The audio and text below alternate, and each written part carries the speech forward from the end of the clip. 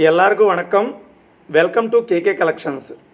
1908களில் பல நாடுகள் காகித கரன்சி ஆயுட்காலம் குறைவாக இருப்பதால் பிளாஸ்டிக் கரன்சி அறிமுகப்படுத்தப்பட்டால் நீண்ட ஆயுளை கொண்டிருக்கும் என்று பிளாஸ்டிக் கரன்சியாக மாற்ற முயற்சி பண்ணுறார்.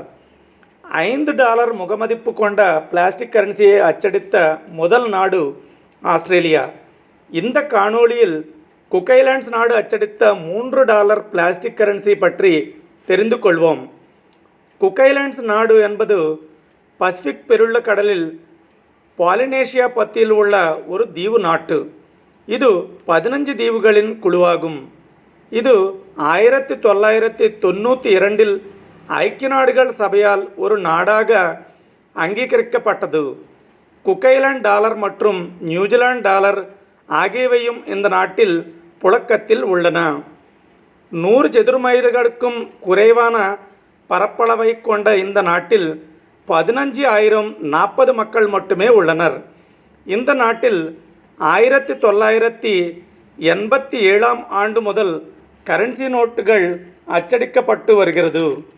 இவை $3, $10, $20 மற்றும் $50 நோட்டுகள்.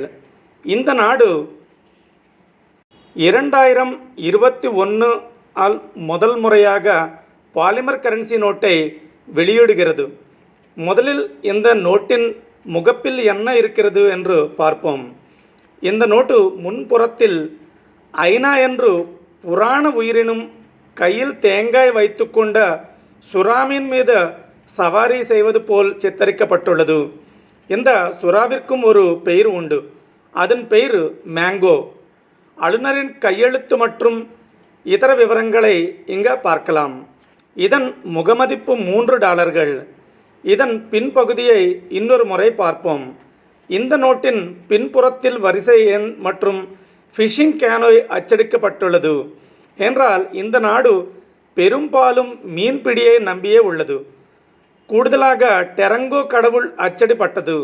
என்றால் இந்த சிலை அந்த நாட்டில் கடவுளாக எலிபடிப்படுகிறது.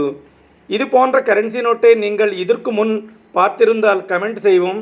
இந்த வீடியோ உங்களுக்கு பிடித்திருந்தால் லைக் செய்து உங்கள் நண்பர்களுடன் பகிர்ந்து கொள்ளுங்கள்.